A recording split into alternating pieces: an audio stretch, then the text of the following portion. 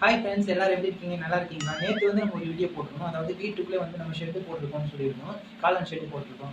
But வந்து இது வந்து வெயில் காலம். ஏதாவது கேரளால நாங்க வந்து இருக்கோம். கேரளா புத்தடியில வந்து இருக்கோம். இது வந்து வெயில் காலம் அப்படின்றதுனால காளான்லாம் ரொம்ப சுருங்கி சுருங்கி ஏற்கனவே சுருங்கிட்டு இருக்கு. இதனால நான் வந்து ஒரு ஐடியா பண்ணியிருக்கேன். அது என்ன ஐடியா அப்படின்னா, இந்த மாதிரி ஒரு ஃபேனை வச்சுக்கிட்டேன் பார்த்தீங்களா? இந்த மாதிரி ஒரு ஃபேனை வச்சுக்கணும். நான் ஃபேனை ஆஃப் பண்ணிடுறேன். இல்லைன்னா உங்களுக்கு வாய்ஸ் ரைஸ் ஆகுற மாதிரி இருக்கும். இப்ப ஆஃப் பண்ணிட்டேனா, இந்த இடத்துல வந்து ஒரு சாக்கு துணி சாக்க நான் வந்து தொங்க போட்டுருக்கேன். தொங்க போட்டு வந்து கீழ தண்ணீல சட்டி புடிச்சு வச்சிருக்கேன். இந்த சாக்க நான் அப்பப்ப ஈரப்படுத்திக்கிட்டே இருக்கேன். இப்டி சட்டிய தூக்கிட்டு நல்லா இப்டி